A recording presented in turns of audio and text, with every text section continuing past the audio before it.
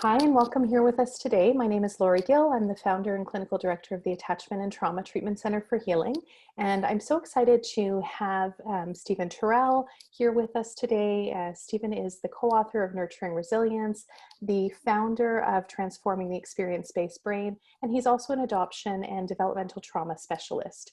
Stephen was a speaker for us and trainer for us at one of our past events, and I was really grateful that he was open to coming and sharing a tip or technique that may be helpful during this time to promote emotional regulation and wellness. So Steve, if it's okay with you, I'll turn it over to you and let you do a little introduction and share a technique that you think may be helpful. All right, thank you for having me, Lori. It's always wonderful to be in Canada, even virtually. It's a nice place to go. Absolutely beautiful. I had originally asked him to think of something that could apply to helpers. We know that there are so many helpers out there that are doing the best that they can to provide support to people and to keep people safe and healthy. But we want to be mindful of keeping you as the helper safe and healthy as well. So with that, I'll turn things over to you, Steve, and thanks very much for joining us today. Thank you, Lori. On Saturday, I was at home, where I am all the time, and I thought about what if. And I think as therapists, as clinicians, practitioners, whatever name healers, whatever name we choose, is understanding the impulse of pause and finding pleasure and connection through what if. And so I just made a few slides I'm going to share with you. And just to give you a little bit of an idea about the pause. And what I would like to do is just go through this for you. And so I just want to imagine that, you're also able to relax right now and just to listen to the words. These slides, they're all going to be here for you. Whatever you need, we're here to support you. As we all experience the world through a different lens, what we thought was true is no longer true. We've all found that out. Join me in taking a moment to experience the world through the lens of what if. And I thought about what if, and I thought about the lens I would like to use is the four winds of the Native American or Native medicine wheel of the indigenous. And it's about balancing the intellectual, the spiritual, the emotional, and physical selves.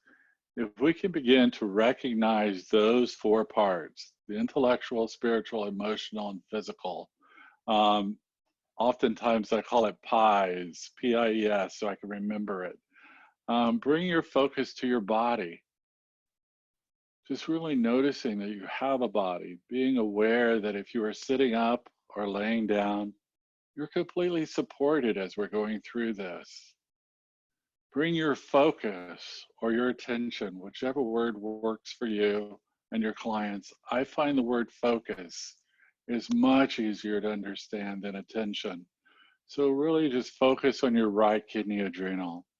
They're right there by your ribs, right in the lower part of your ribs. And there they sit. You have one on the right side and one on the left side. So just really bring your focus into the right kidney.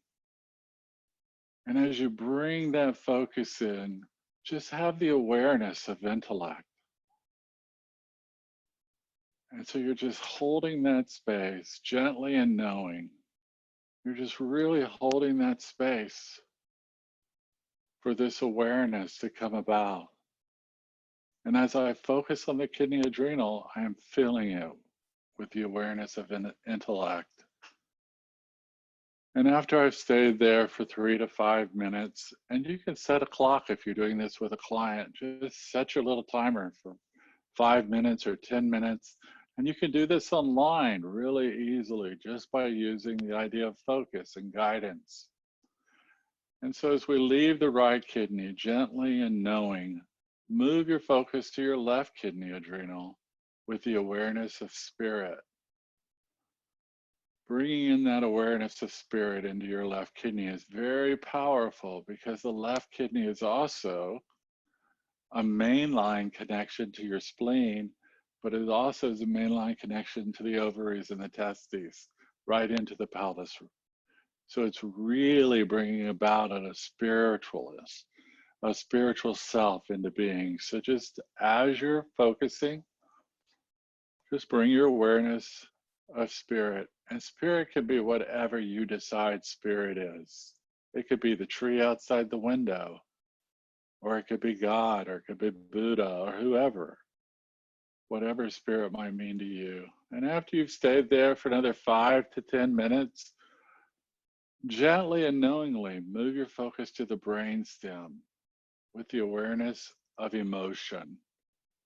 Emotion is so powerful in the brainstem, right here at the back of our head. Just really knowing that right where the brainstem turns into the spinal cord, that's that spot that we're really focusing on. Because when we're in a threat stage, which all of us are feeling a sense of threat right now, but when we're in that threat, the brainstem is where fight, flight, and freeze respond. That's the whole part of keeping us safe, where our survival really comes out of that brainstem, and where emotion comes, where we get angry or we get happy. You know, oftentimes we think of developmental trauma, we think about, oh, well, they didn't experience joy or they didn't experience happiness.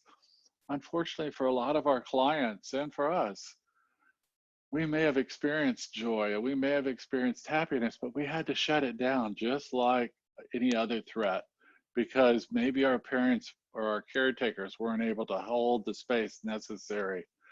So when we're in that brainstem and we're really focusing on the awareness of emotion, you want to check in every once in a while and just say to your client, I'm right here. And as the time goes by and the little dinger rings or whatever, gently and knowingly move your focus to the client's ankles with the awareness of physical. And the reason physical is so powerful in the ankles, you have some of the longest bones in the body right there at your fingertips. You're right there. And you can look at your client and just imagine that you're sweeping all the way down their body. You're sweeping their system. Anything negative, any of their fears, their worries, their concerns, all of that is beginning to sweep away and to come through. Sometimes I like to say there's an exit at the bottom of your feet. Just to let that just pour out, let it go. And what if? We often hear impulse or impulsive as negative or unplanned or disappointment or regret. We've all had that client who thought, I acted on impulse and it was the wrong thing to do. I didn't think about it. It's almost always tied to negative. What if for a moment we choose to see impulse and impulsive as ways to connect, as ways to reach out? During these times, our clients are really looking for ways to connect. One of the things that I've done in my own practice is I've let my clients know it's okay if you need to text me every day, and I'll text you back with your name just so that you know that somebody knows you're out there. You're not alone. Even though you may feel alone, you're not alone. So use some impulsivity. Take an impulse to connect. Like running through a sprinkler or buying a cookie when you know you didn't need the cookie, or just having fun. Use impulse for good. Find it as a positive. And what if we allow space to pause with rest and ease? We think about low tone dorsal in our stomachs and our abdomen, and we know low tone dorsal is directly related to digestion and rest. And so let's just allow that space, however we choose to find ourselves, allow space to pause with rest and ease. We don't often think of those, but they're so important. And what if during these times we notice the subtle here one moment and gone the next, often hidden before our eyes? I love this photograph because there's so much to see in it. there's also a beautiful bee that is just sitting there getting all the nectar, whatever it's getting from the flowers to spread the good, so to speak. But sometimes we get so busy with our lives, we just miss the subtle. And we also know that subtle is directly related to healing. We want our clients to heal subtly. We want the small movements. The big movements oftentimes don't have a platform to support them, but the little subtles doesn't take much platform for change. What if we let attention explore during the pauses? That when we sit there, we let our attention just flow through our body and explore when we pause. What if we think, what's there? How did daydreaming get such a bad rap? It is such a normal, organic part of our being, of us staying healthy and us staying safe. Just let our attention flow as it wants to. And what if, in the silence, you hear the voices of your heart, soul, body, yearning?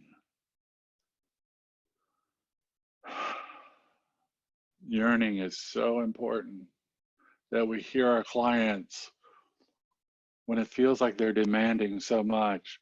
If we change the word demanding to yearning, it gives us a new understanding of what they probably missed, what they probably didn't get to experience. Very powerful, yearning. I never got somebody to hear me, so hear me, hear me, hear me, hear me, hear me. No one ever touched me, touch me, touch me. But hearing that yearning, it's a way of asking for what we never ever got when we were babies. But maybe we were supposed to. Or maybe, of course, we were supposed to. As we heal, we get stronger in knowing what we missed, and even stronger in knowing when we're asking for it. What if we choose not to push away, but embrace impulse and pause? Very powerful. Reach out. Maybe we're touching virtually. Maybe we're finding virtue in this connection. Take the risk. What if determination to face challenge motivates pause? What if we have to have a plan? What if that determination to get my doctorate, or that determination to get my undergraduate degree, or have children, or whatever the determination is, what if we also turn that strong determination for something within us? Not external, no certificate required, just a moment to pause, just to really pause and imagine what you might see. What if curiosity allows time to follow impulse? What if curiosity allows time to follow impulse? I have the impulse to look, and I can look over the fence, or I can look at myself, and I just see what impulse follows. Maybe it's to say hello to someone. Maybe it's just to wave at a neighbor across the street. Maybe it's just to sit down and watch a child play, not directing them, not asking questions, not doing anything except being present with them. Huge changes for our clients. What if the smaller the impulse, the greater the outcome? I love thinking about hummingbirds and how hard hummingbirds work, and how grateful I am for what they do and how they spread the nectar from one flower to the next and change our world. But what if the smaller the impulse within us gave a greater outcome? The subtle, smaller impulse, always more important, but we oftentimes forget to listen for that smaller impulse. We override it. Oh, I don't have time for that today. I don't have time. I'll do that next week. Listen to those small impulses, because right now you're going to get the greatest of outcomes. And what if noticing opens conversation between the body and the brain? saying when to sit and when to dance, that we jump up and we start moving around. What if we teach our children to dance? What if we're teaching our clients to dance? You know, you can do the Macarena online really easy to get people to follow. You can clap and do patty cake online with clients. You can do all sorts of things to bring that body and brain connection together. Because oftentimes our brain is so busy keeping us safe, it forgets we have a body. And sometimes our body is so unconnected, it forgets we have a brain. So take the moment to notice. And what if pleasure comes in many forms and impulses are unique? What if your impulse is different than everyone else's impulse? That's the part that makes you human. That's the part that makes us want to connect. Let's be happy to have unique impulses. Be happy. We never know. We never know. But what we do know is by saying, what if? We can change a client's world. We can change our own life because we have to have a what if first. My imagination has to show me before I can ever experience it. Because if I've experienced developmental trauma, I don't even know what I'm looking for. I wish you the best. I wish you the best with your clients, your practices, and especially stay safe and feel the warmth of others and reach out and touch your clients today. Take care. Thank you. Thank you so much. That was wonderful. And I love what if. It just, I think, shifts the way that we look at things and invites us to maybe see things a little bit differently, maybe see things through a lens of possibility and connection instead of, worry and apprehension.